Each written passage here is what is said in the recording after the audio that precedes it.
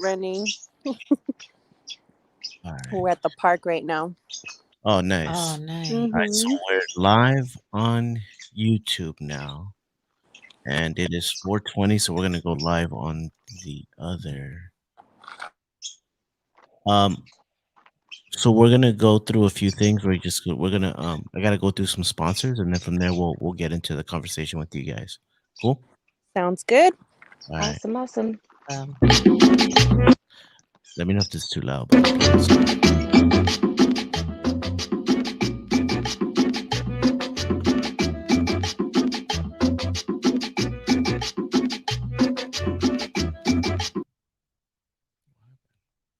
Is that me? Party foul. For reals? I don't know what happened.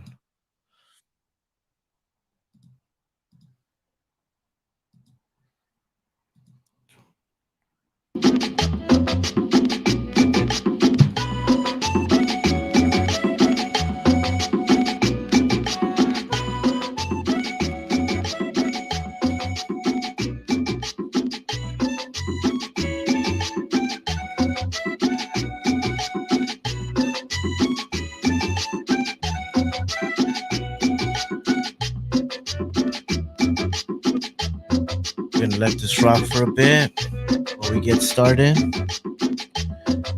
All our YouTube viewers, what's up, guys? We see y'all. Hey.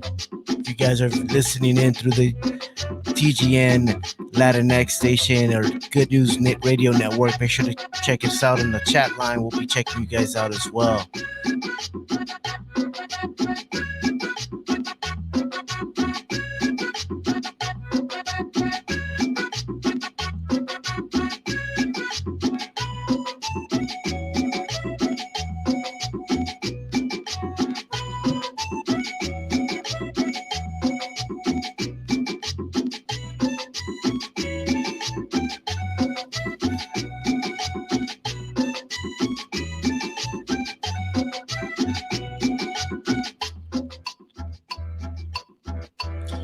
All right, guys. What's up? What's up? Welcome back to another episode of Said Connects. We're coming live from the TGN Latinx station. This is your host, Danny.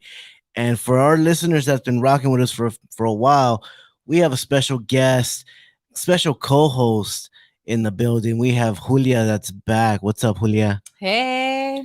We got to Thanks get for you in the having mic me. there. Oh, We can tell hello. it's your first time in the studio. In the studio. In the studio. In the studio. My first rodeo. Yeah, but welcome back, everybody. For those that are viewing on YouTube or for those that are listening on the radio network app, this is Danny. Said Connects, Cannabis Entrepreneurial Dialogues, where our mission is to create spaces and people and brands of color to elevate their stories and educate and empower our communities. If you guys are checking us out, make sure to tune in every Monday at 4:20. We got a few sponsors that we got to rock out, but we're excited about our guest today. Today's topic today, we got the Canna Moms in the building today. Woo. So we got That's Elisa right. and Jesse also in the space. Um, but first, let's go ahead and let's get this the sponsors out. So first, we got Adore LA. Adore LA is a faith based community. Their mission is to gather as we are to reclaim faith for queer, POC, and marginalized communities. You can go and check them out. You can check them out on Instagram at AdoreLA.org, or you could also find all of their information through our Instagram page at CED underscore connects. And then we got our second sponsor, which is La Familia. They were here last week with us, but they're the first Mexican cannabis brand, and you can find them at Cookies, Stizzies, and March and Ash, and all other shops throughout the state of California. And we actually are gonna do a little something today, a little something special, and we have some commercials that we want to showcase.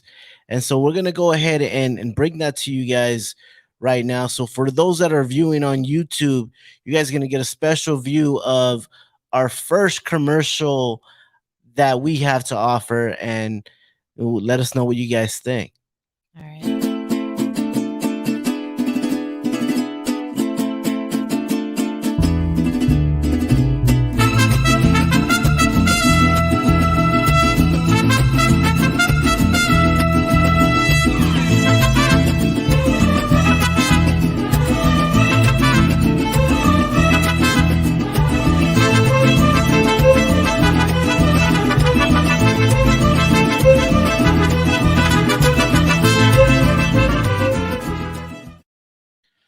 All right, that was our first commercial ever.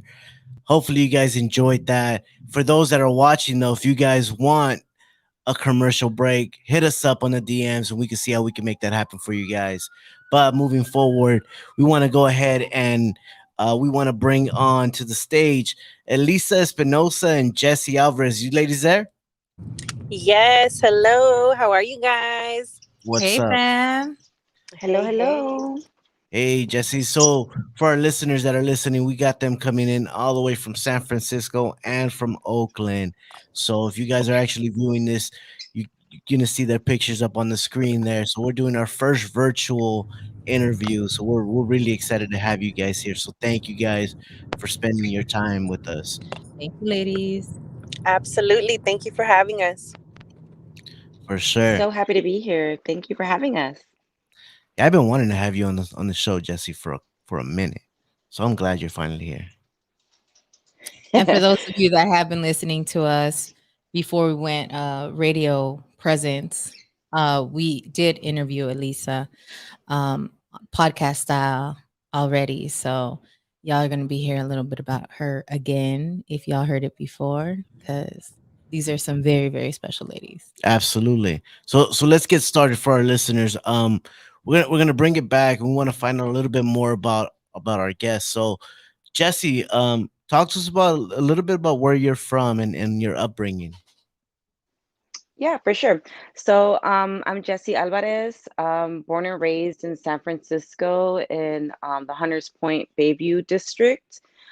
First generation Salvadorian. I'm the youngest of four kids, raised very religious Catholic as a kid, very like conservative. But yeah, like just Bay Area all the way. I have a business in Oakland. I'm sorry, I'm hella Latin because I got hella birds in the background, if you can hear that. It's all good. Those Like spoils, the dogs, like we got this. exactly. All the little pajaritos in the background. Nice. Um, but yeah, just born and raised in the Bay and just doing business out here. Super Cali girl, I guess. I've lived up in Sac and I've never lived in LA, but I've gone and done a lot of business down there. But I love my state, but home is San Francisco. Nice, nice. And Elisa, what about you? Where are you from? Can you guys hear me? I had a phone call come in. I'm sorry. No, you're good. You're good. Yeah, we can Okay, hear you. okay, cool, cool. So thank you guys for having me. Similar to Jessie, her and I are like sisters. We got the same kind of story, you know. Also Salvadorian, first generation. And me and my husband, we co-own a cannabis business out in Humboldt County, called Seventh Wave LLC. And we have the ability with our cannabis business to be able to manufacture, distribute, and retail delivery with our business. So that's what we do, and I'm hella excited to be here. I was raised very similar to Jessie, like she was mentioning. You know, super strict in a very strict traditional, you know, Latino household, Salvadorian household. My parents came over here to San Francisco in the late, actually early 80s, fleeing from the Salvadorian Civil War, which I know, you know, many of us have similar stories to relate to. But yeah, so that's kind of how we started out here in the US. And, you know, I was born and raised in San Francisco. I lived there, you know, my whole life up until recently. We're currently living in Oakland, which is just across the Bay Bridge. And yeah, I'm excited to be here. Thank you. Very Thank excited to have you. And y'all, if y'all do get the opportunity to connect with Jessie, aside from everything else that she does, she would make a great tour guide because she showed us all the hot spots out there. Thank you. Yes, Jessie, That's thank gonna be the you. next job right there. For I'm gonna sure, have my own yeah. tour guide. you. Just get For sure. stoned and go get lost in the city. Yeah, Yeah. for all our listeners, we went back and we went to the Bay in July, right? Or June, July, somewhere around there. And we met up with everyone. And yeah, Jessie definitely took the time out of her day to show us around the city. So that was Yeah. definitely dope. I like that. It was fun. Little mural tour. Yeah. So, ladies, what was the message behind cannabis as a child for you guys? Well, for me, I mean, cannabis was hella taboo. You know, cannabis was not spoken about. It wasn't a conversation in our household. It was just, you know, something that I didn't even understand or learn about until I was exposed to it outside of my house, you know? So, growing up, you know, that was my experience. It wasn't anything that was spoken to, you know, I couldn't ask questions. It was just like, don't ask, don't tell kind of thing. And you know, once I was able to branch out and kind of be like a curious teenager, that's when I really started to learn what cannabis was recreationally. um and thankfully for that, you know, that kind of led me down the path to where I'm at today. So that's my experience. Nice. And Jesse? So I grew up in kind of a rougher neighborhood in the city, Bayview, Hunters Point, and like weeds everywhere. Like there's like when I was growing up, there's like dudes on the corner selling sacks and other things as well besides weed. But where because my parents were so strict, like that was like you saw someone smoking or anyone doing that kind of business out there, we'd cross the street and those people are, you know, they're bagos, they're like up to no good, they're like Yeah. pandilleros, like don't even talk to them, like don't look at way, like just let's get into the house. So that was the atmosphere that we were raised around, so it was like very like don't even like associate with that. That's like nothing good will come of it because it's like a gateway drug is how I was raised. I mean, later, that was like from very, very young. Like our neighbors would sit on our steps in front of our house and like, you know, break up blunts and leave all the blunt guts in front of the steps. And my mom would be so upset, like, oh my gosh, there's, you know, blunt guts on the steps. And so now fast forward, I was like in going into high school and it was like more of a culture, like there was like more people like it was like what you did in addition to like maybe you would have a drink or two with your friends, but this was like also like the bonding thing to do, like when you were in high school you would go up to Twin Peaks or you know or Hippie Hill in Golden Gate Park or anywhere to go kind of kick it with your friends. You weren't really of age to be drinking or doing anything. So what would you do? You know, you go and you'd smoke. And it always was super cutty about it because like I said, my parents were not for that. So if we were doing that, you know, you had your whole little kit. I had my Listerine strips, hand sanitizer, Febreze, gum, eye drops, everything Yeah. ready to go back to the house like nothing happened, you know, like acting hella suspicious and hungry. So but yeah, that was how I was raised with it. That's funny that you said that because this what on Thursday for Thanksgiving we were at some friend's house and we went out to smoke outside in the patio. And when I came back in, Dalia was like wanted to get all over me, and one of the guys there said, "Go grab what was it, a fabric softener sheet and rub that all over your shirt so that you can get rid of the smell." And so it just got me thinking like these are some of the things that we need to do, especially for our kids, and we're definitely going to tap into that and talk about that. But before we do, we got the chat lines going on. So here on the chat line, we got Sheila saying, "Hey, hey, what's up, Mama? How are you?" Hey. We got Johnny. What up, Johnny? Johnny's all the way in Texas right now. He says Canna Mamas, Wepa with the music that was going on. And then most recently said 1970s Escobar era fueled the stigma on marijuana and the Latin America war on marihuaneros. Um, Definitely want to elaborate on that, Johnny, in a little bit. But ladies, I know that you guys have a big role in the cannabis industry. Um, what exactly are your roles? I know, Elisa, you kind of touched on it a bit, but Jesse, what's your role in the cannabis industry?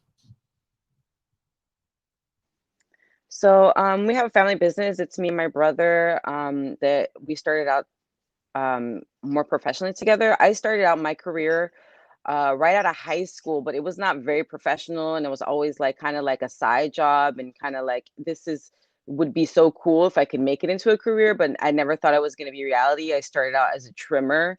One of my really good friends had friends that their family owned land up north in Humboldt, and we would go up and do like trimming jobs. So we'd go up there and learn how to trim, and you like camp on the land and you process all the plant, and sometimes they would be doing different making different products on the farm. And so that was my first intro to it. And then like you know I was dabbling with that. I had many other jobs while doing that at the same time. And like I said, my brother is in the industry too, but I didn't know that because since we were raised so strict, we were all hella cutty. Like we were trained to be like little spies. Like no one knew who smoked in the house. Like later I found out, like, my siblings all smoked. And I'm like, what the fuck? We all could have been smoking together. Like, oh, Yes. excuse my language. Sorry. Nah, Sorry, you're Fine. potty good. mouth. You- Um, but like I didn't know that, and then it wasn't until we were at an event, there was like a lot of different farms were there, and they were selling their product, and this was in the medicinal days. This is before it was legal, like how it is now. There was no real dispensaries, only medical dispensaries. And I saw my brother from afar. I spotted him. I thought I was tripping, like, damn, like, is that my brother? And I got really like paranoid because when I was lit, and two, I was like, oh my God, he's gonna tell someone in my family. And so I didn't say anything at first. And then I was like, well, if he's here, he must be up to something too. So then we started talking about it, and he went big brother on me, like, what are you doing here? And what is this? And this is definitely not like where you should be. And then ended up being that we knew a lot of the same people, and I connected him to people that he didn't know, and he couldn't, and like it ended up being like this thing where slowly he started introducing me into his world, which was way more advanced than what I was doing. He was working with Dr. Dave Pate, who was making RSO for a lot of sick patients, and he was extracting cannabis, which I was like, how do you, like, what does that even mean? And so he basically brought me into that world, and I kind of like learned the ropes of what extraction was and formulation was for with cannabis extracts. So we learned how to extract cannabis with ethanol and CO2. So that was like my first real like my crash course. And then we slowly started developing into a business where we were using all our contacts from different farms that we were learning, that I had already contacts with, my brother had contact with, and we were processing all their trim that they weren't using and making it into oil. And then when that we started making that oil, we started selling that oil into making different products for tinctures, for edibles. And then we started working on, which when a lot of other people at the same time were working on this too, on making it clear so it could become a distillate, and then what you see in the vape pens. So we were not we were in that same process as a lot of other companies that were trying to figure out how to make it into a cleaner, wax free distillate that was more potent. So we went from there, and then we started working as consultants to help other people learn how to do that too, in different parts of Cali, because we were all our business had been based out of Oakland, and then we had buddies in LA, we had buddies up north, and they wanted to do the same thing. So we started to do consulting on helping other lab build outs so people could figure out how to do the same thing. I mean, I can go on because we have a lot of stuff going on. I don't want to take up too much time, but No, no, No, no. and then the floor is yours, mama. but from that point on, we helped a lot of people troubleshoot a lot of different equipment, because even though we learned on specific equipment and we were really good at that equipment, when other people were building out their labs, they already had buddies that were like, hey, we like this CO2 extractor, we like this butane extractor, we like this ethanol extractor. So we got a lot of access to seeing a lot of different equipment that was pretty cool, because it's really expensive equipment. I mean, that's like, you're buying, $50,000 to $100,000, sometimes $300,000 machines. And that's just not in our grasp. Like we saved all our money for our setup, and being able to try every single kind of machine out there was one of the really good luxuries of being a consultant. But then we also saw a lot of the flaws with a lot of the equipment. So working with Dr. Dave Pate and my brother and I, we started developing a process of thinking of how we can create a better extractor after troubleshooting so many different ones and seeing what the problem was. And it could be that it couldn't process a very large amount of cannabis, or maybe it took too long, or maybe extracted more fats than the actual oil that you needed. But we ended up reaching out to Cool Clean Technologies, which is a American company based out of Minnesota, and they do CO2 cleaning extracting. They're like the leaders in CO2 cleaning. So like if anyone's ever had like a hip replacement or a breast implant all these machines that the surgery centers use to clean to make sure that it's nice and sterile is made by Cool Clean Technologies. So they extract everything off of everything using CO2, so it's nice, clean, and sterile. So we reached out to them and we started developing a CO2 extractor. Back in 2014, 2015 is when we started doing this, and we've been selling this equipment as a bulk extractor a lot, mostly in the hemp industry and a few in the cannabis industry, because we've been a little selfish. We wanted to keep it a little bit to ourselves in the beginning to make sure that we had access to a lot of the cannabis stuff. But now we have a few different ones in different states. Since then, we've had our own license in Oakland, California. We're Joyous Wellness and Recreation Group, and we manufacture a lot of different products. We make vape pens, edibles, topicals, pre-rolls, jarred flower. A few of our brands are Fuego Drinks. 415, the Fizz right there. Yes, that's one of our drinks that we make in-house at Joyous. And that's a good flavor too, right there. And Danny's been seeing LA so we out, Yo, make a I'm, lot of y'all. I'm different products. seeing LA out here because I went and picked up this from a different shop.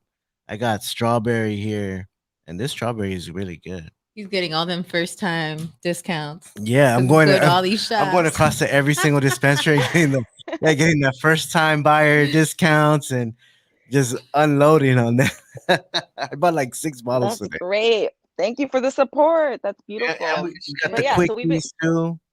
We got the quickies there. yep. Those ones are the heavy hitters. Those are pretty strong. The whole jar is 100 milligrams, and it's pretty strong. Those ones are. I'm a lightweight. I could do a cap full, and then puts me on my ass. I can drink a whole fizz bottle and be good, but those ones are a little stronger. But yeah, so we've been in the industry Lightweight. for a little bit. And my brother and me have, we've had many adventures in the cannabis world, and just trying to keep the business going. It's hard, but it's keeps us excited, and we're still out there doing it, and we're grateful for it. Nice.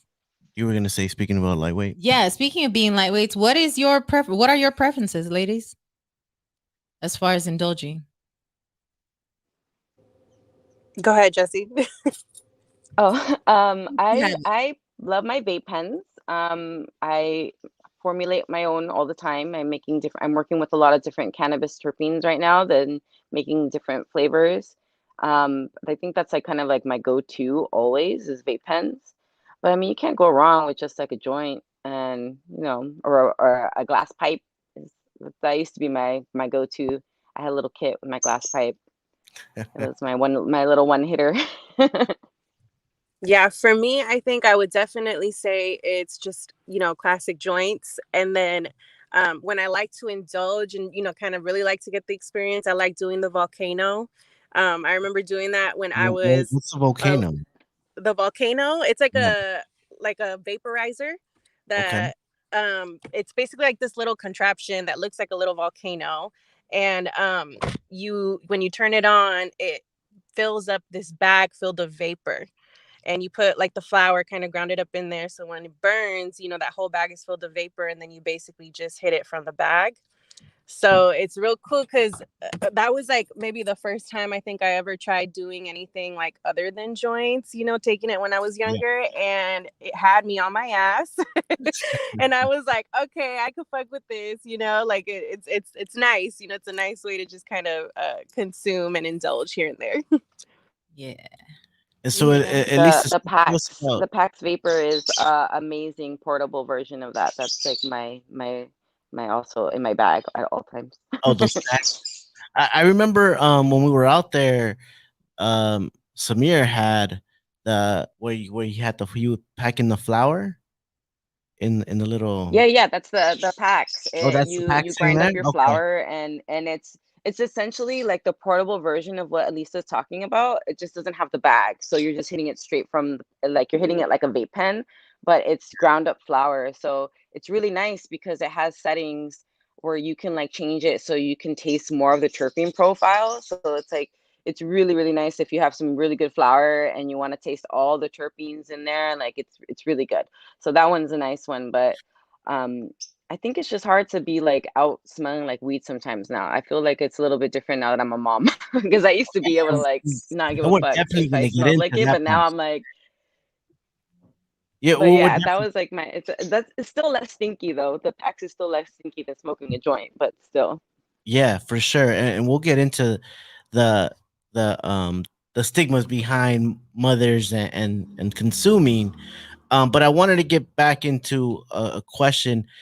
Um, you brought up with the packs and and terpenes. Is how important is that in terms of temperature settings when you are smoking, and the benefits behind the temperature settings? So, a lot of it, the different flowers and the strains, what makes them the strains is the terpene profile. So, if you're like smoking a Blue Dream versus like a gelato or, or something really gassy, like some Pluto or something like that, you'll be able to taste that a little bit when you're burning it, but like when you're burning it just like a straight joint, it's like you can't control that. So if you have like the option, which is what technology has given us, and it's pretty amazing, you can turn up and down the settings on like the volcano or the packs or there's like a trippy stick. There's multiple different portable vaporizers that exist now. Like G-Pen has one too, but you can turn it different at different settings. So the lower, you're not necessarily going to get that much smoke, but you're going to taste all those profiles. And the profiles is what's going to give you different effects. And there's a lot of different studies going on right now that are showing like what these different terpenes are helping you. Like they can give you more of a body high. It can put you in a more uplifting and happier moment, or it can put you in a more relaxed, like deeper sleep or things like that. So there's different profiles of terpenes and different cannabinoids that will get activated at different temperatures. So that's what's really cool about like going back and thinking about when we're growing up and just like smoking whatever like swag ass weed I can get my hands off on, and like just being like, oh, that was cool. Like who the hell knows what it Yes. was? Like versus now that like I could have like a notebook and be like, I got this flower, I got, my 4Gs THCV, and I felt like hella good, no munchies, and like hella productive. Or I got, like my, gelato or something like that, and it made me really, really munchy. And I can taste these profiles, and I can have these, and they can take notes of what these effects are.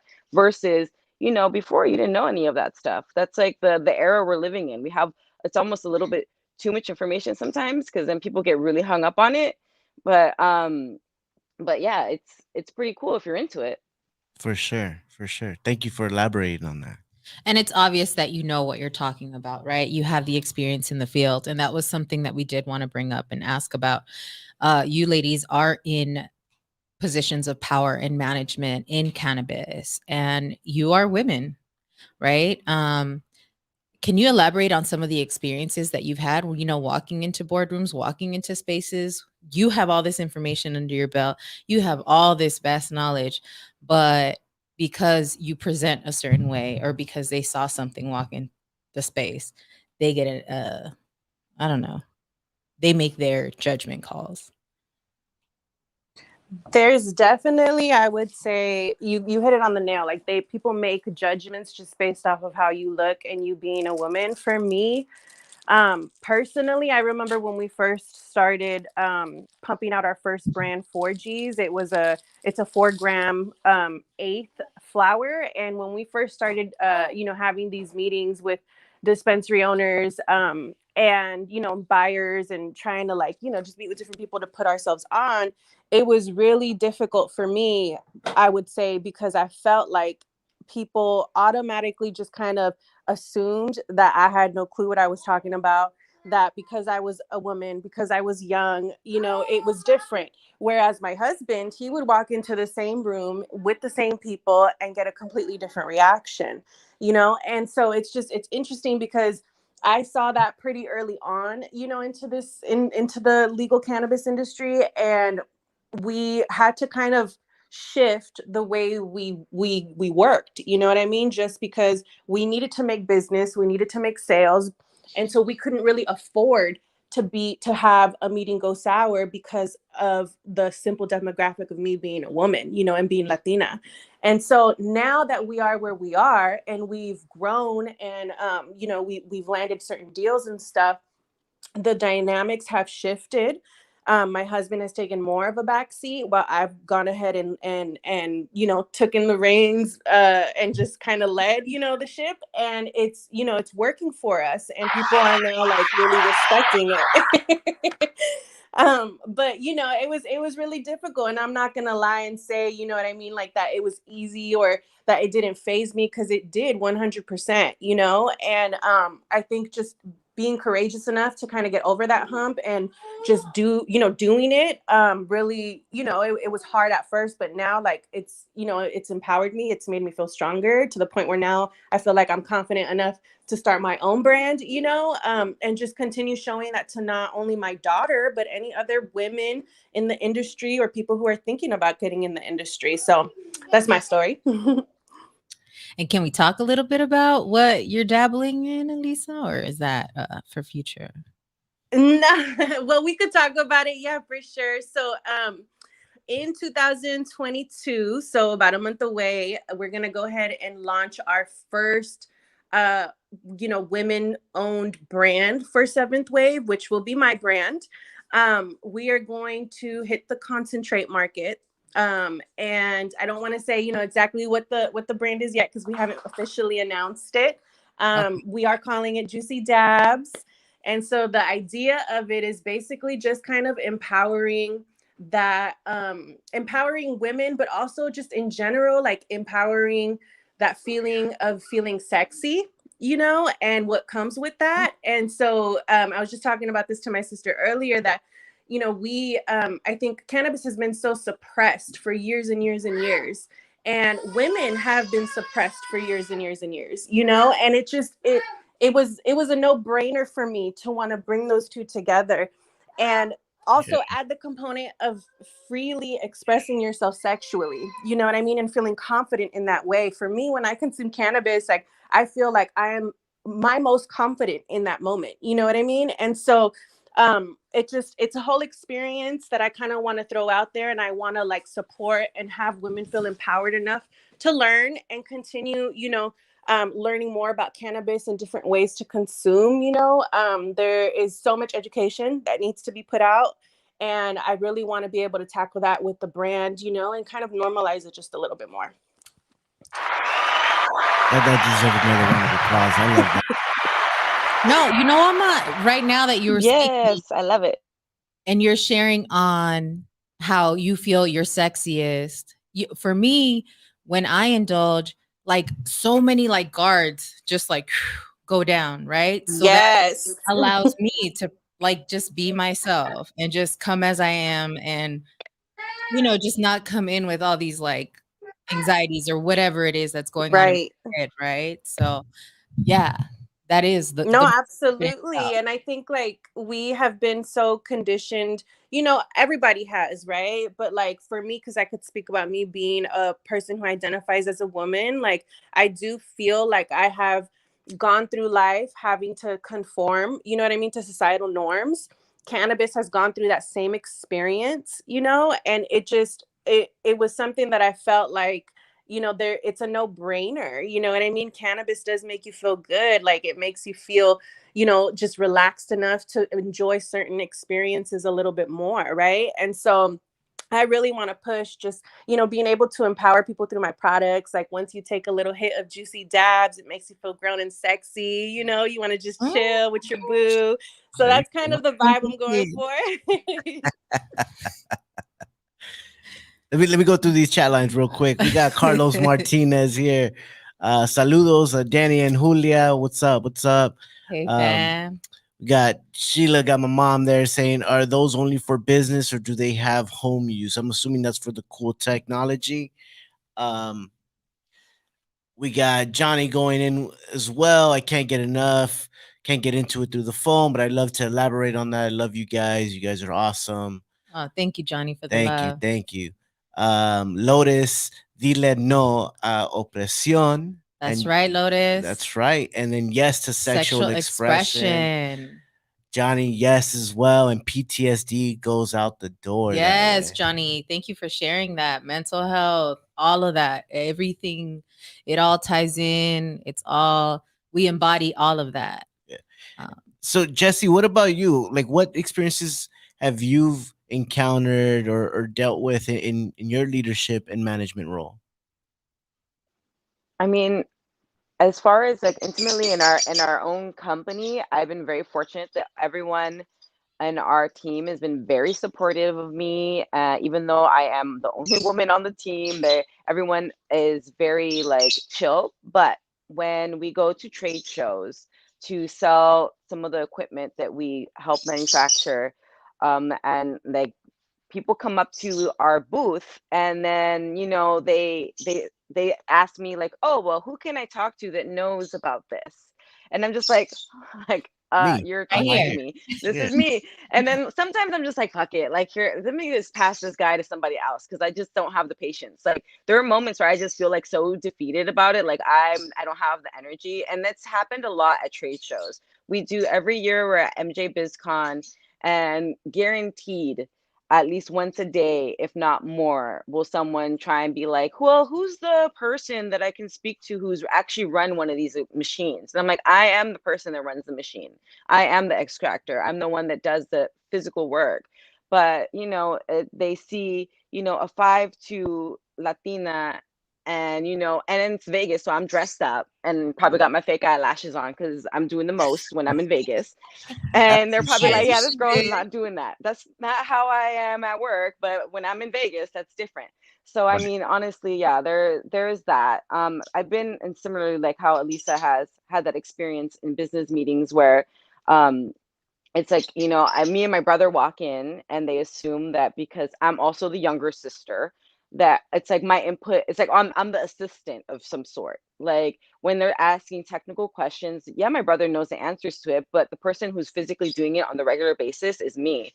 And a lot of the time they would rather hear it from my brother, um, versus hearing it from me. And my husband's a scientist, and so when he comes and he helps us at trade shows or any kinds of events like this, the same thing happens. My husband doesn't do all the extraction, like he doesn't have as many hours doing the work as much as I do.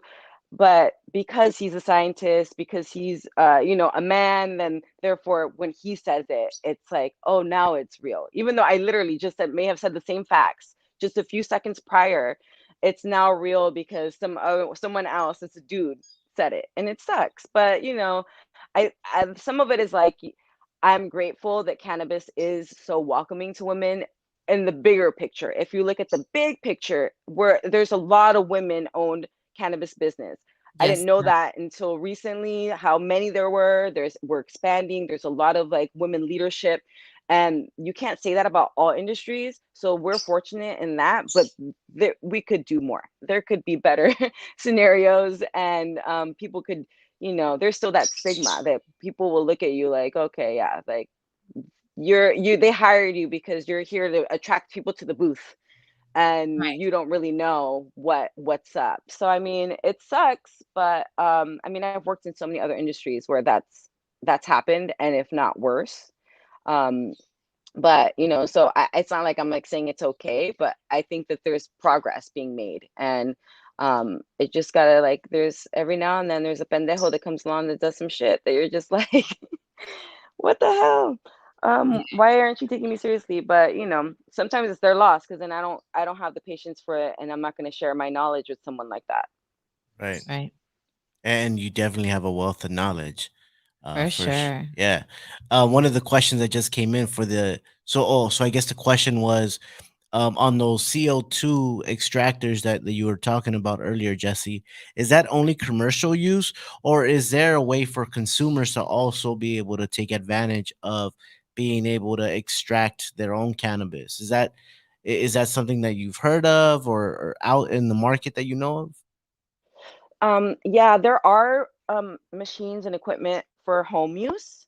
Um, God, I can't think of it. I think one was like the Magic Butter.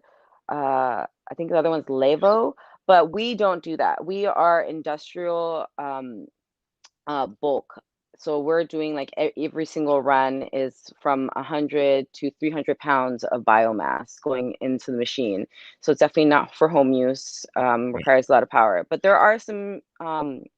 I'm gonna look it up. I think I think it's called Levo. They you can get your own flour and it extracts um, cannabis oil and then infuses it into olive oil or into your butters. A lot of people, like the Home Chef, that's like what people tend to use. But let Got me it. look it up because I don't want to be wrong. Yeah, yeah, no. And over this past weekend, I think, or last weekend, right? Yes, Julia just made some can of butter, with coconut oil, and coconut that was a oil. process too. Right. And that was your time, like your first time, like Actually, watching seeing me the whole do process. it. Yeah, I've never seen the process of making He saw oil. me decarb and he like lifted the lid and was like, "It's not done." I was like, "Boy, that is step one. Get out of here with that." But anyways, all right. So this episode That's the is important called step. Yeah, it was called the Levo 2. Sorry, just wanted to put that out. The Levo does it does Levo herbal 2. oil water and infuse it and oxalates your flour for you. Yes. Nice. Thank you. Thank you for that, Sheila. And we can connect y'all too For sure. after the episode if y'all want to have more of an in-depth conversation. I know both of you are willing to what is it? Knowledge share. So this episode is called Canna Moms. So if we could just slide into that role, do y'all mind sharing how old your children are? Yeah, so I have a baby girl at 1.5 years old. So she's here. You'll probably hear her in the background, baby Yeah. wavy. And then I also have a blended family with my husband, and he has two children. Um, and they are 21 and 12. Okay. So we got all ages. Yes, Yeah. you are everywhere. And Jesse. My little guy is he's 13 months. He just turned a year in October. So he's a little toddler. Nice. Happy birthday to Yes. baby. So then, so ladies, what are some of the stereotypes of being a mother and consuming cannabis? I feel like, okay, you're in high school, you're in college, you're past that, you're in your 20s, and you're consuming cannabis. There's that, but then you're a mom, so a lot of things you used to do, you got to put down, put on the shelf, throw out the window. But we've decided not to. What do y'all ladies think about that? Or what are some of the stereotypes you ladies have seen or experienced? I think, I mean, being a mom in general, you get hella stereotypes right off the bat. You know what I mean? You have to be a certain kind of mom to be a good mom, right? And who even knows what that is? And so for me, I think, what I've found to be more of a stereotype when it comes to like cannabis consumption and motherhood is like, one, that I'm not a good mom because I consume cannabis. I'm probably like a loose mom, because I consume cannabis and I'm not, I'm probably not strict enough, or, you know what I mean? Like I let things kind of fly. I'm just kind of like lazy, let things go. So I mean, I think there's so many different stereotypes and just, like negative um impressions that people think about cannabis use and motherhood. But I think the one that's most pressing too, and like most like dangerous, I guess, is to be labeled as like a mom who is dangerous to her child because you consume cannabis. Like because you consume cannabis and say you're taking in you're having a little session to yourself, that is considered dangerous to some people. And I think that's probably the most, like just hard, I guess the hardest stereotype that I've encountered. But yeah, that's my experience with that. Jesse? It's crazy because like when you look at any other parent and they get to go to happy hour and have like a glass of Right. wine or something, and you're like literally holding your child and have a beer in your hand kind of thing, and that's like no one like bats an eye. Mm-hmm. Like even when I didn't smoke throughout my pregnancy. I grew up in the Bay Area, like I said, and I have so many friends who during their pregnancy they smoked and They didn't like their children are brilliant. Like I have no I don't think there's any issue with that, but I didn't do it personally myself when I was pregnant because I was scared. I had friends who um told their doctor, their gynecologist that, they were smoking during pregnancy and they basically were threatening CPS, Like these are some very serious situations. So a lot of when I was pregnant and even after I was steering clear and I was really scared because I just didn't know, especially because I really hadn't been advertising that I was in the cannabis industry only to like a few of my friends. But then when I started putting it on social media and kind of like putting our business out there to get more sales and like stepping out and like marketing and things like that, it almost puts a target on your back. Like, okay, she's a business owner of cannabis and now she's pregnant. So it almost feels like someone was gonna like try and snitch me out or something, or I don't know what. So I got really paranoid about it. Like it was just like not a good decision for me at the moment. And so I was really worried about that. Now, Keanu's a year old, and I can smoke here and there, and but I still like and no one's really ever said anything to me. I think this is almost self-imposed because I get so like paranoid like that someone's gonna see me, someone's gonna say something, or I'm not even with my child when I'm doing it, but like I feel like there's gonna be like some repercussion, and I think that that's just like from so many years of like you know things happening to other people that I do know, then and they've had bad experiences. um but it's a balance, and I don't smoke around my child because I don't want him to smell it. I don't want him to be around it like that yet. Yeah. And maybe with time I'll be more comfortable, like the same way like how you want to put like, fabric softener on your shirt. Like that's the same thing, right? Maybe not like maybe I'll ease into it. I know that there's like, people that can, and maybe I will never be that person that would just be able to just do that. Um, I also don't really like to drink that much in front of my child either, but at the same time, like I should be able to do that without anyone saying a damn thing. Like that's how I see it. Like I would never judge any other parent for their way to wind down and relax, because that's really what it is. It's a way to wind down and relax. But yeah, I mean, there's a lot of stereotypes out there. I bared witness to it happen to a lot of my girlfriends since they had kids before me. I was one of the ones that waited a lot longer to start our family, and I saw that, and I would always get really upset when we were out walking and she hit her vape pen, and someone that her baby is like a few feet away with their dad, but because we're seen as a group, like you degenerate, like what, like he's the baby's fine, he's taken care of, and people have like this impulse to like say something.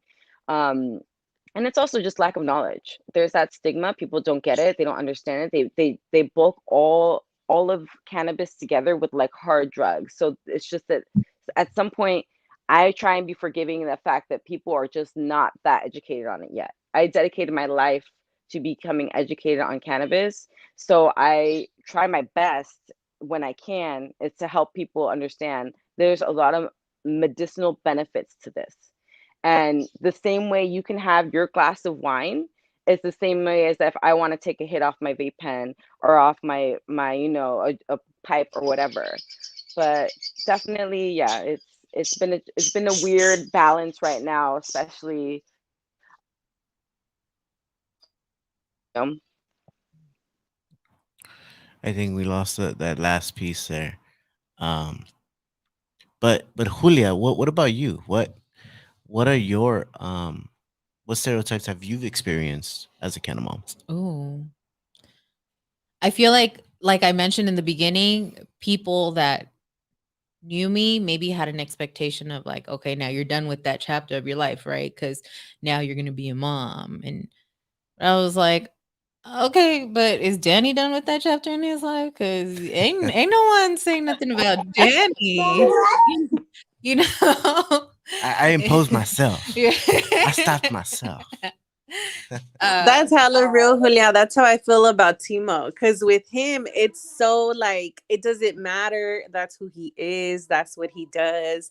But for me, the minute I had my baby girl, it was different. It was like I was getting questioned. What's next? You know what I mean? So And I'm happy you brought when that the up. Lupe like thing comes up around you and you're just like, oh, I'm a saint now. Like, wait, no, like, please, like, keep that on you. Like, don't put that on me, please.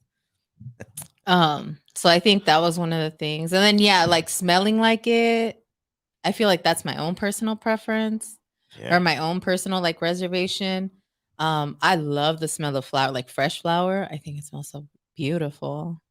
But yeah, once you've smoked it, I don't like the smell of cigarette smoke either. I don't like the smell of it. So I think that that would be like one that I'm just like, oh, okay, I think I smell like this or whatever. But I mean, we worked in the cannabis industry as parents and we would come home smelling like the fresh flower. And I had no qualms about that. I was just like, dang, I smell bomb. But There should be some cologne out there for like fresh flowered Oh, cologne. you think you just came up with an idea? Do it. like when we would Cologne. work on like some strawberry banana, I'd be like, oh man, nice. That's not good. Yeah. And we always knew what we were working on as we coming into the building because you could smell it from like a mile away. I'm Yeah. like, yeah, we're working on lemon hash today. I Right, can right. smell The that. citrus ones for sure. So have y'all, and I think this one question I think goes out more to Elisa.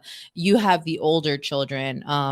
Do they ask you questions or do they talk to you openly about cannabis? Because we didn't share that. We have a 12-year-old and a 2-year-old and another on the way. Um, so have the So older excited. one? Yeah. Yeah. So the older kids, so it's interesting, because they're 10 years apart, right? So one is an adult, and the other one is a preteen right now. And I think we all, and I mean, when I say we, I mean Jesse, Latinos in cannabis, Danny, right? We all met each other, I want to say about a year ago, like in December, right? January. Yeah. And I remember having a Latinos in cannabis room where we were talking about parenting. And you guys, Danny and Julia, you guys shared your story about talking to your daughter about it, right? And for me, that really, I think, opened my eyes, you know what I mean? And your experience and hearing that, to be able to talk to our 12-year-olds, about it as well, because they're the same age. The older one, he is he consumes cannabis, he and his dad like to partake together. And like I said, he's an adult though, you know what I mean? So for him, I think he grew up, with the smell around him. Same thing with our 12-year-olds, with the smell always around. We're in the industry, there's no hiding it. When they ask, like, what does mommy and daddy do for work, we're gonna say, we work in the cannabis industry, and we have to elaborate what that is.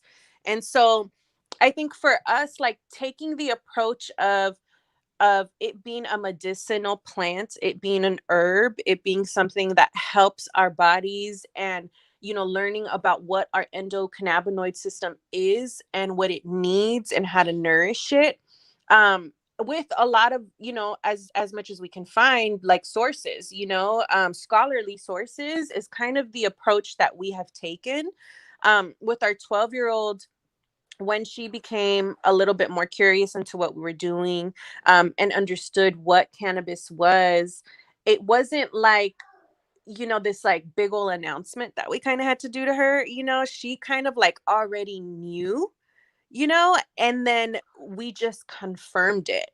And with our confirmation of, like, what we did and the fact that we consume cannabis, adding the educational components behind it, I think was um, really important, because after that initial conversation that we had with her, it was easy for her to come back to us and talk about, like, where cannabis is in her current life with her social friends right now, you know what I mean, and where she is with that. And she was a lot more open. And I think, had we not approached it in that way, where it was just like super normal, super medicinal and herbal, like it could have gone completely different, So I think about my experience. And like I said earlier, my parents had absolutely no conversation with my sisters and I about cannabis. And it took for me to actually be curious to go seek it elsewhere, and I don't want my kids to ever have to feel like they can't come talk to us about cannabis or anything, even if it's alcohol or, wanting to be curious about sex, anything at all, like if they want to come speak to us, like I want to have an open door policy, that they are allowed to come speak to us and know that we're not going to just like shut them down or, just judge them right off the bat, and we can have open conversations. Absolutely. Absolutely. I think that's important. And that was, you know, Danny and I had these conversations because there is no handbook, there is no way to do it, and no one has modeled that type of parenting to us as far as cannabis or drugs go. Because for me, the way I was raised was all drugs are bad. So okay, all drugs are bad, and then I tried weed, and I was like, this ain't that bad. And then, and then I'm like, okay, so what else is out there, and what else can I mess with? And it's like, no, no, no, they're not all on a level playing field, and they're not going to do the same thing to you, and they're going to affect you in very different ways. And let's have an open, honest conversation about that, and how you will be affected by these long term, short term, personally, society, in all avenues. But when we first started having conversations with our 12-year-old about it, we're like, ask us anything, ask us whatever you want.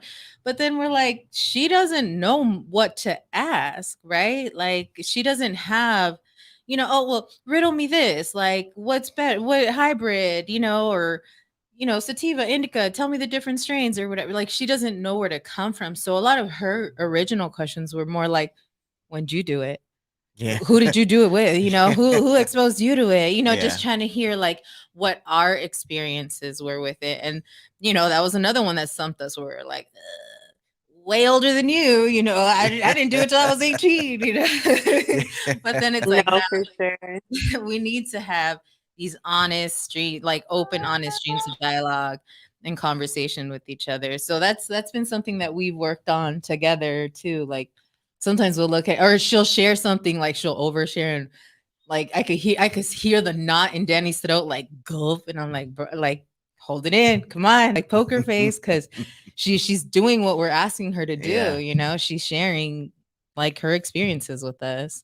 Yeah. So and just even Yeah, having that experience is dope. Just like it's as a parent makes me feel like I'm doing my job. Like we're doing our job in the sense of right. like we're allowing her to speak her mind and doing what we told her we were gonna do by not judging her for doing it. Right. And I think, anything with parenting is scary, like you don't know how your experiences are going to go until you actually go through them, especially if you haven't seen it done before. And I think of cannabis, I'm a firm believer of generational trauma in our lives, and we've gone through what has affected us, or what has affected our ancestors. I definitely believe affects us, you know what I mean, in our lineage. And I think cannabis has the ability to break a lot of that trauma and those curses, that we have been exposed to, and have grown up with. And I think, it's scary because, like you said, nobody has given us, a book on how to do this. And it's something that we have to come up with ourselves. And, I really do congratulate every parent in the cannabis industry. You know what I mean? It's to be a can of parent, and be able to talk to your children about it and educate them. We're really at the end of the day nurturing the next generation, and the information that we tell them, they're going to live day by day, you know what I mean, in the future with, right? So it's I think it's a beautiful thing to have parents who are like us, you know what I mean, that can have those conversations. And it's scary, but it's nice to have a community too, to be with other folks that are going through the same thing. Right. Yeah. Do want to go back into this chat line real quick. We have Chef Layla tuning in through the app. Saint Jesse represents my favorite Canna Mom to have a session with. Oh, And we got Tony. I see you, primos. yay! And also the plant smells amazing. It It does. does. Carlos, glad to hear that these Oh, relevant topics of women and moms in the workforce. My wife faces similar disadvantages as women in the workforce. Thank you for sharing that, Carlos. Yes, thank you.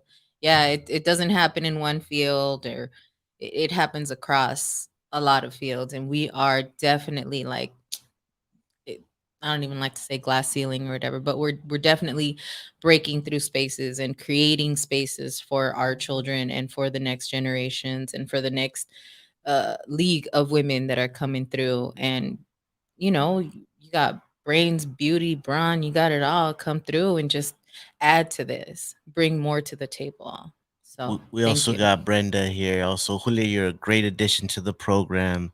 Danny, thanks for this knowledge. Oh, Thank you thank guys for you. tuning in. We really appreciate you guys listening in. And for everyone else that's tuning in, we really appreciate all of you. We're gonna lighten Yes. it up a little bit, and we got some questions for you two ladies. It's gonna be would you rather? So we got a list of questions. We'll go ahead and let you guys answer the best answer that you guys see fit. You guys ready for that? Let's do it. Let's do it.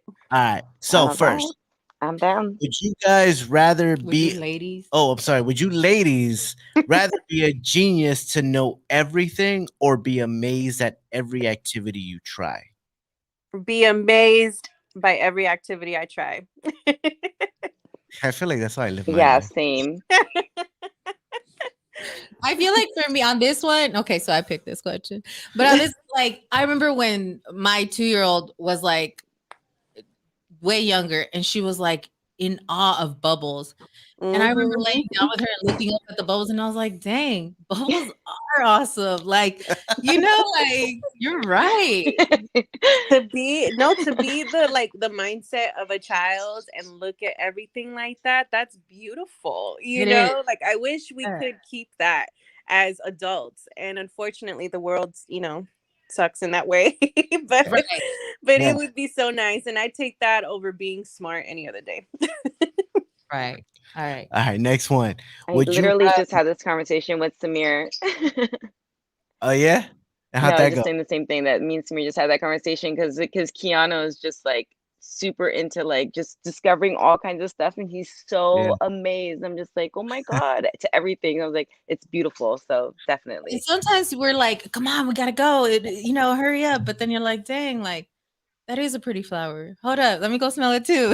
And even now with the climate and how we're living, like we have COVID babies, like they've been cooped up and not allowed to go out. That I think when we met with you guys in this past summer was the first time that our baby went to the park. I think for the first Yeah, time, for sure. and so and she was already a year and a half by then. So yeah, it's definitely a lot going on.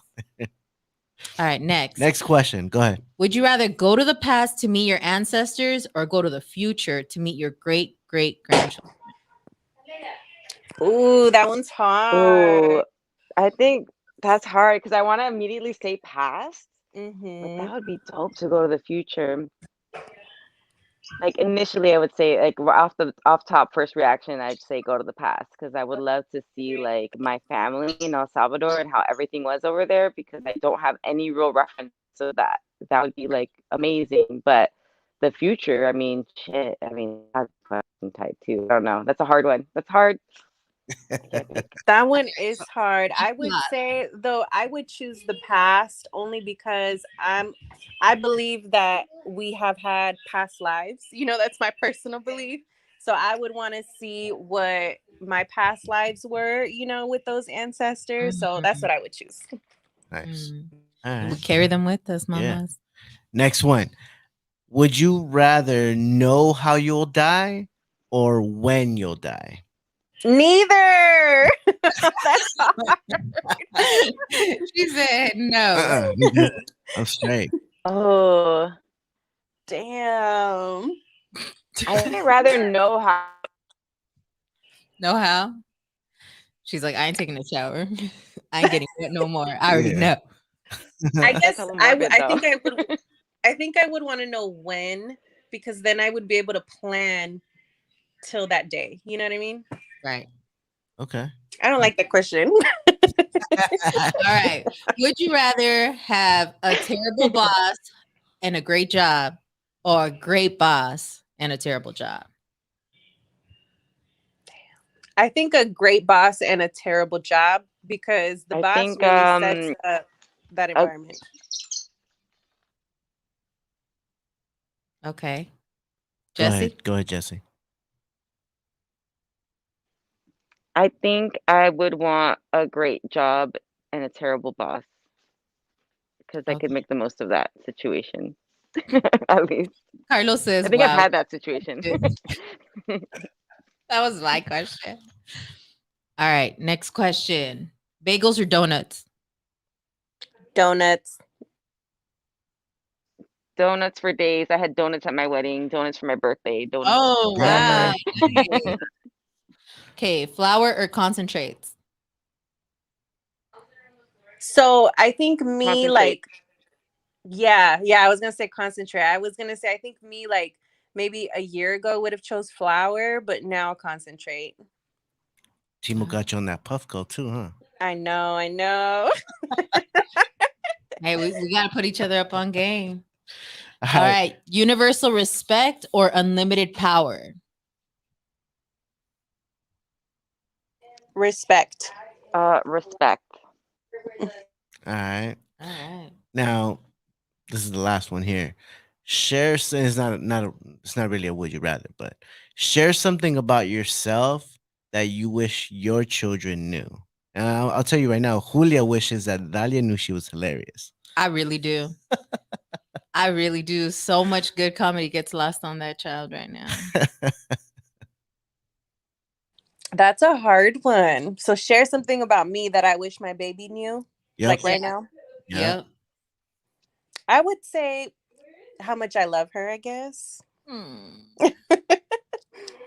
Mom. That's such a mom answer. I know it's Canna Mummies. Yeah, how much we love them, but also yeah, for sure. That's a good answer. Yeah, how much they that we love him and how much we wanted to have him and we planned for him because I was like, we really tried. There was a few times we didn't think that was gonna happen. So he was definitely a blessing. That is a whole other Episode. episode right there in itself. Let me tell you. I think for them to know, and I feel like our parents would tell us that, or like kind of show us or find a way to try and tell, like, oh, I love you unconditionally, and you're like, yeah, whatever, But then you have your own, you're like, dang, I really do love you unconditionally. Like, there is no qualms about it. Like, that's it.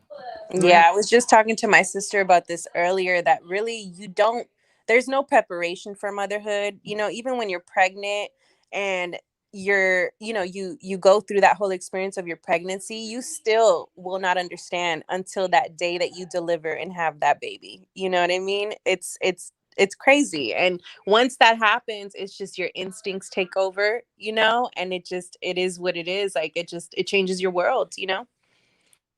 For sure. So going beyond cannabis, can you share how your parenting style differs from how you were raised? That's a good question. So, as I mentioned earlier, the way I was raised, it was in a very strict household. I'm a first generation Latina. So, my parents, coming from El Salvador, coming from that trauma of going through the Civil War, living through that, and then basically crossing over, as immigrants in the country that had a lot of racism and, segregation kind of embedded in it. Um, they Oh, I'm sorry, baby just got hurt. No, it's okay. Oh, it's okay, mommy. So I think, they they raised me with that lens, of what they went through and what they want to see for me. um I think what's different for me, being a parent, is that I was able to have the privilege of having my parents be who they are, you know, and having gone through what they've gone through and teach me in that lens. And I can now, you know, pass on the good, you know, to my daughter and kind of show her, you know, where her roots come from, and you know how her grandparents really, you know, just were able to be so resilient and determined, you know, into what is now, you know, what is the present now, you know what I mean? So I guess that's how it would differ, you know. It's just I'm able to have the ability to take on those beautiful lessons and experiences and actually give them to her, you know what I mean? Whereas for me, I had to live through it, you know, and I had to like go through the trauma that my parents went through and see them experience it and live through it, you know, with them, Yeah. whereas my daughter won't have to go through that. Thank you for sharing. Yeah. And Jesse? I think that my parents really made it a strong effort to try and shelter me as much as they could, especially because we were in such a rough neighborhood, and they tried to keep me from knowing anything that was like dangerous or harmful. And I think that what I'm gonna, what I mean, it's hard to want to not shelter your child, but I want my child to be able to experience a lot with that, and have those conversations, because there's a lot of times where um I saw things that I didn't understand that were in the hood, that were just very like, people using heavy drugs, violence, things like that. And those things weren't really ever discussed because it was just like, you're too young sometimes, or maybe they, and maybe, they were right in that way. But some of that stuff is like, we never discussed any of the things that had happened. And I want my child to be able to learn and dissect all of that and open forum with his family, because that's something that I think that and I don't think that my parents did that in a way to harm us. They were trying to protect us, but Right. now I see that that was harmful in its own way. Right. So, And but then you yeah, still did thanks for what the you therapy session, guys. anytime, girl, we got you. Absolutely. We're here. We're here every Monday at 4:20. Yeah. We do what we do. Um, what are your thoughts on pregnancy and cannabis? And I know that we touched about it on it a little bit earlier. Um, but I don't know if y'all have something else you want to share. I'm currently pregnant, shared earlier. Um, I'll also share that I do use the pomadas because they help.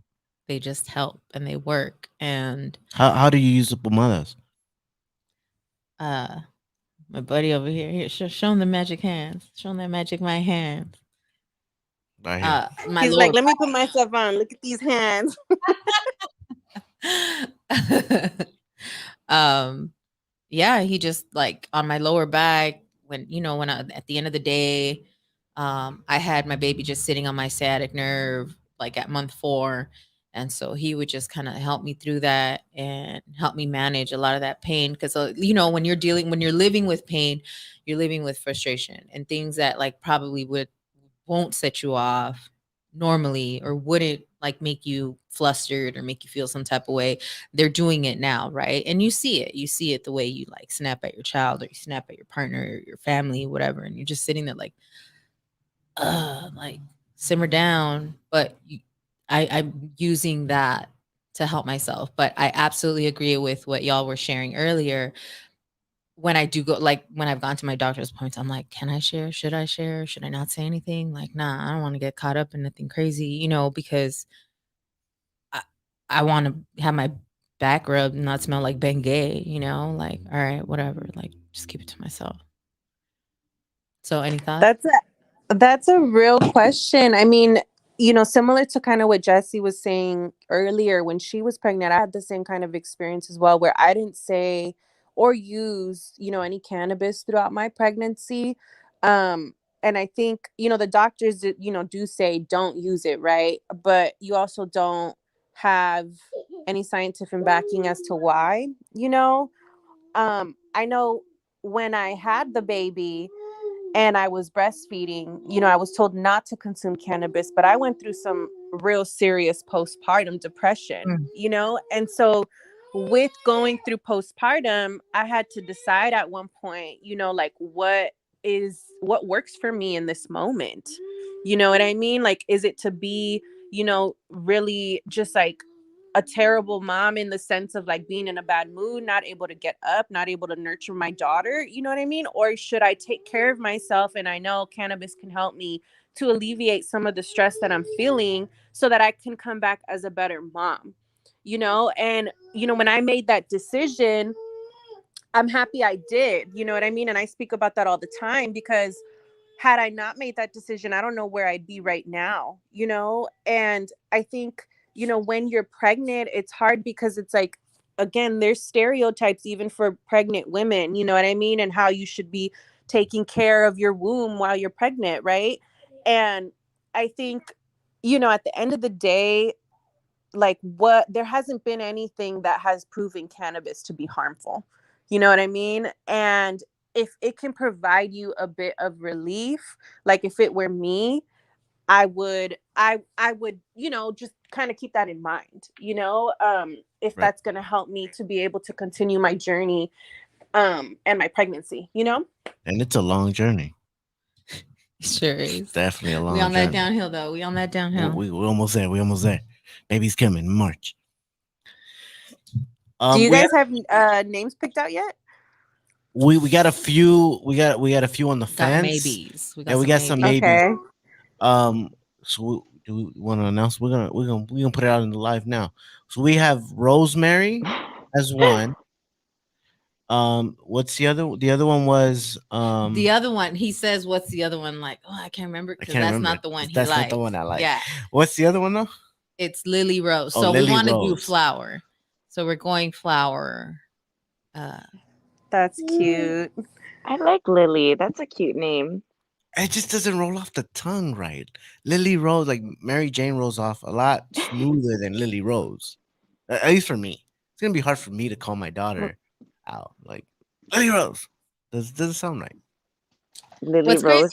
Well, you don't have to say the whole name. Can you just call her Lily? No, Nah, I'm not allowed. not open to that. So then it's the first All one. right. Well, then there's that issue.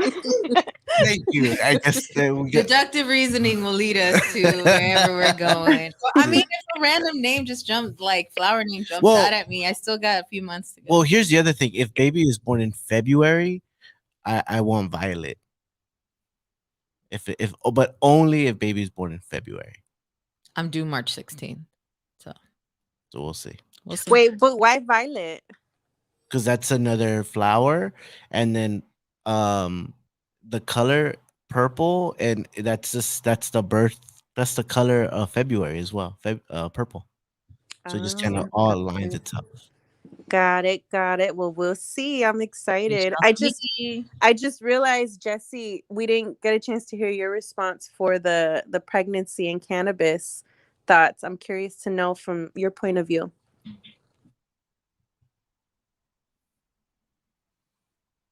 Oh yeah. I mean, I spoke a little bit about it before. Like, I what I decided for myself was not what I saw a lot in my friend circle. In my friend circle, all my friends smoked throughout their pregnancy, and all their kids are brilliant, and nothing is wrong with them, and they're amazing kids. And you know, there's like I had really, really, really bad nausea in my first two trimesters. Sorry, I'm wearing a mask. I'm gonna take it off because no one's in the room right now. Um, I don't know if you could hear me because I felt like I was muffled, but my No, you're first two trimesters, I was so nauseous. Like everything was making me feel sick. And they were gonna prescribe me some like crazy ass, I forget what drug it was, but like I started looking it up, and there's all these studies about like how like there's birth defects and low birth weight and all these things that are side effects with these medications they give you for like nausea. And I'm like, when I don't know, maybe there's not enough studies on cannabis, maybe there is something like low birth weight, I'm not sure, but I feel like cannabis can't be that bad in comparison to the shit they try and give you when you're pregnant, when you're not feeling well, when like they there was so I had a difficult pregnancy. I was super nauseous. I had a lot of pains, a lot of anxiety, and they were like trying to give me all kinds of shit, but I didn't take any of it because I was just like on like the internet googling shit, and I'm like looking at the side effects of all these pharmaceuticals, and you know, I don't feel like cannabis is that like on that level of all those pharmaceuticals. So I mean, I feel like if I if I were lucky enough to get pregnant again, I think I probably wouldn't. I probably would smoke. I think I would have made my life easier instead of driving myself nuts thinking about it. Because at the end of the day, nothing really would have happened to me. I did had some friends. She had a baby 2 months prior, 3 months prior to when I was due, and they gave her a hard time about cannabis being in her blood. They drew her blood, and I don't even know if they asked her for her consent. It was very sketchy. So I mean, I mean, even though we're in California and it's legal, it can get you into trouble. So that's the only reason why I personally didn't do it. But it's not because I was scared of what cannabis would do to my child, if that makes any sense. Yeah, But absolutely. yeah, And I mean, there's so many brilliant little babies that their parents smoked. and you brought up a great point. Like, let's do these. Let's have longitudinal studies. Let's do the research. Let's come at it with education under our belt, with knowledge, like hard truth, hard facts under our belt. I don't think any of us are sitting here and advocating for and saying this is what you need to do during your pregnancy, or whatever. Everyone has their own decision to make about how they want to live their lives. But let's have hard facts and let's make these educated decisions. But the only way to do that is by descheduling Correct. the plant, right? Because right now, because of the scheduling of the plant, Exactly. it doesn't allow for studies to happen. Right. And s- women go in or go throughout their pregnancy not sharing or having honest conversations with their, professional, with their OBs or whatever, about what's happening Yeah. or what decisions they're making. Let's go back to the we chat. we have a question from the chat line for you ladies. The question is, how did you share your personal marijuana use with your parents?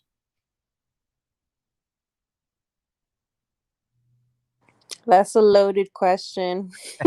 um, it, Take it on now. I got caught the first time. I got caught when I was like 13 with weed, and my mom was pissed, and that didn't go well. Um, then as an adult later, when I was working in the industry, with my brother, I think we started with the pomadas, and it's also because my dad suffered from Alzheimer's and dementia, and so we started giving him CBD with a little bit of THC with it, and there was an effect there that was positive, and so it was less like, you're just getting lit. Um, but Right. my mom and my dad, when he was alive, knew that we were in the cannabis industry, and now they're full supporting. My mom, like over here, helped us name Fuego 4 and 5. That was her idea. Oh, So I nice. mean, there's some positives. They came around to it. It took some time. Um, like they weren't necessarily in the beginning. Like I said, I got caught as a youngster, and I had a little Tupperware with like a few nugs in it, and my mom suspected and caught me, and that was like I was She was grounded, and I worried was like, about you using her Tupperware. nothing. I'm gonna become nothing. This is yeah. Why am I using her Tupperware for sure? Definitely, but yeah, and I was pissed because I had just got that, and I was like, damn it, like that was all my money. But yeah, like then fast forward to being an adult and now working in the industry, and my mom has arthritis and back pains, and we started making a lot of pomadas at our lab, and I would bring them home. And at first, I don't even know if I told her the first time that there was cannabis in it, but she had a lot of relief with it, and I started telling her like, well, this is what's in it. And then I think she was kind of like, you drugged me at first, but you know after that, it was like she would request it, and um, I mean, in the Latin culture, they put like my mom would have alcohol in like rubbing alcohol in the bathroom with like a little nug in it. So like Yeah. she needs to cut it out too with being all judgy. Love my Yeah. Yeah. mama, but God, come on. But yeah, so they came around eventually, and now she's a super supporter. And I see her wearing my cannabis brand shirts. I just got like some stuff from Cookies, and she wears it. And Nice. definitely would have never thought if you would have told me at 16 years old that that's where I would be, I wouldn't have believed it. Right. Nice. I think for me, for us, or no, I'll My speak for mom still myself. doesn't know. I'm just Yeah. kidding. She's here in the chat line. No, for me it was I Surprise! right, right. Um, I think they expect something when they think that you're gonna smoke or that you smoke. They expect you to just be laid out on the couch and just like not be able to function and not do anything. But then they see you hustling, right? And they see you like making things happen, making money moves, and making, like having like business conversations and just like rattling off like, "Da-da-da, this is where I'm at, and this is, I'm trying to do this and do that," and they're just like, "Oh snap, let me take a step back and let you like go in that lane, even though I don't know much about it or I don't feel comfortable, yet. Like I'm gonna let you go ahead and take that path." Like, we're adults, it's nothing they can really do, but just them having at least that much, like, I don't know, mutual respect. I think that's, what it is Yeah. for them to kind of just take a step back and like, I don't get it. I don't understand it. I don't know, what's happening, but I'm going to go ahead and let you take the lead on that. So, and then Carlos also shared, specifically when Salvadoreño parents' use of marijuana is limited to the use of rubbing alcohol. And I think a lot of us that have opened up to our parents about cannabis, like one of the first things they'll come to us with is like, I got aches and pains. How can any of that make this go away? Yeah. Um, For sure. so thank you for asking that question, Carlos. You know what? And about Carlos, I didn't realize I was Kike. You should have put Kike instead of Carlos. So this whole time you're talking to Yeah, Carlos, this you're whole time thinking I've been it's talking. Carlos. Yeah, for sure. But sorry, that's off tangent, guys. Few more questions before we wrap this up. I know we're strapped for time here. What are some ways that we can support or encourage more women in the cannabis industry? I know you kind of touched on that. You found out that there's a lot more women in the space, but how can we support more women?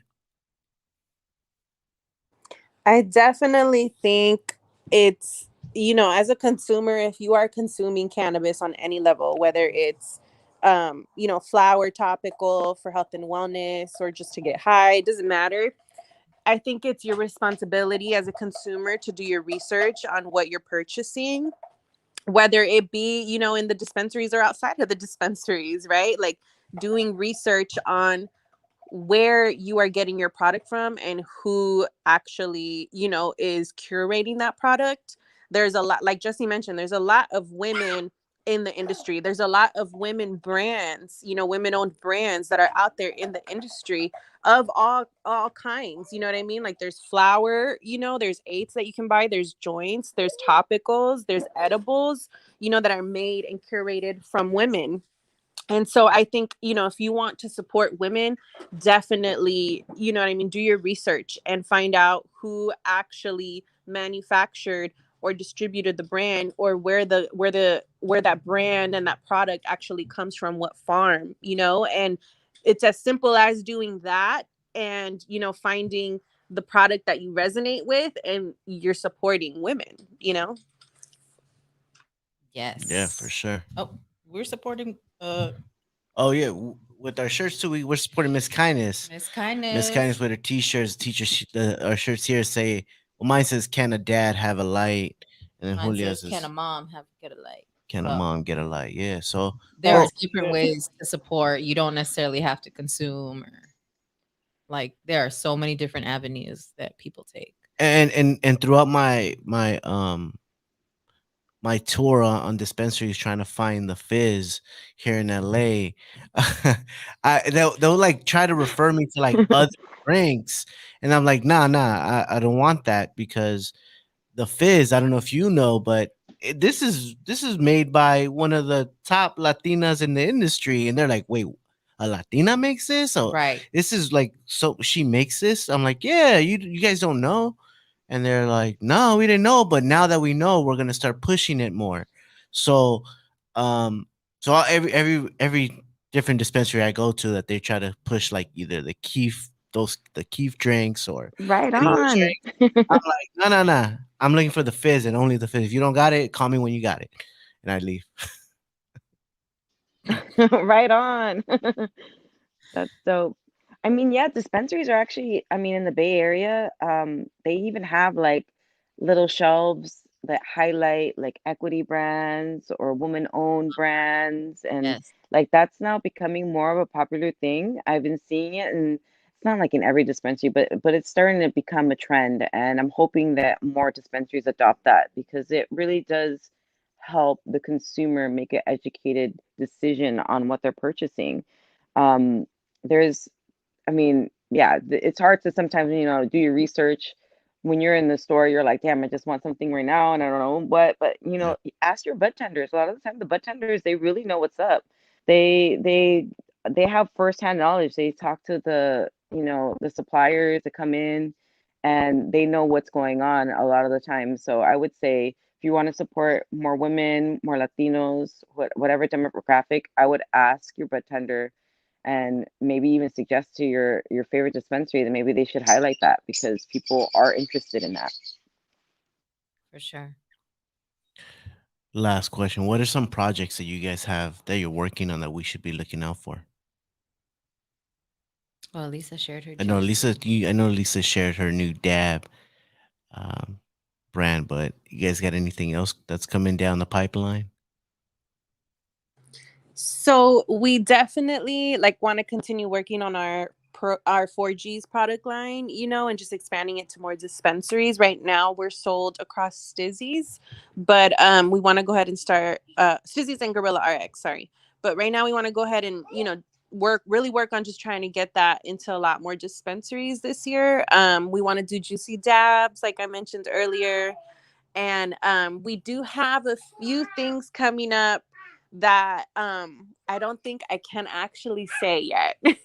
So I Ooh. really want Okay. to, but it's yeah, it's a few things that like are really, I think, identify that are going to really identify with the Latino community.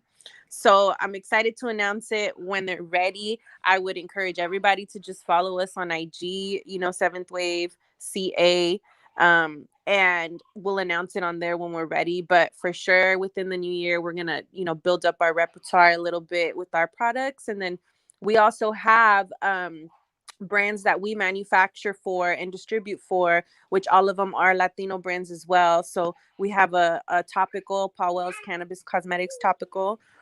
We also have a Rated Gas, who's he's Colombian, and it's like some really fire top shelf eighths. And then the third one that we just picked up is Dope Flavors, and they're going to be coming out with an infused pre-roll and a few other SKUs as well. So that's what we're working on this year, and just expanding that. Nice. And just to piggyback off of that, Elisa, we're gonna have Jeff from Paul Paul Wells Wells. in the building in 2 weeks. So for those that are That's listening and dope. want to find out more about the brands that you guys are continuing to support and push, we're gonna have Paul Wells in the building on the 15th, I believe, of December. So definitely be coming through and in the Save the event. date. Yep, save that date. And we got dope flavors too coming in January as well. So we got dope flavors that they're scheduled to be on the show in January. So we're definitely always, we're big fans of the work that you're doing, and always want to support you in any way we can. Thank you. That's exciting. They're really cool, folks. I'm excited for you guys get to know them and to just put their stories out there. They both have some spectacular stories to tell, how they got into the business and what drove them to get into the business and the projects that they're working on. I'm thinking of one in particular with Paul Wells. Like, he has some innovative, dope stuff coming out. So try to see if you could get that out of him. I will. I You will. definitely will. For And what sure. about you, Jesse? What projects do we got coming down the pipeline on your end? We have a lot going on. So we have our nursery in Oakland for those who are license holders, and in the industry that are cultivators. We have our own proprietary genetics that are coming down. We just are about to release our winter menu. Our fall menu is still available on joyous420.com. We always have the fizz, quickies, quick Z's, Fuego 415. We actually just launched Tu Amigo, which is a gram bag. It's a great way so you can try new strains and terpene profiles at a friendlier budget. And what else do we got? We got a lot of stuff going on recently.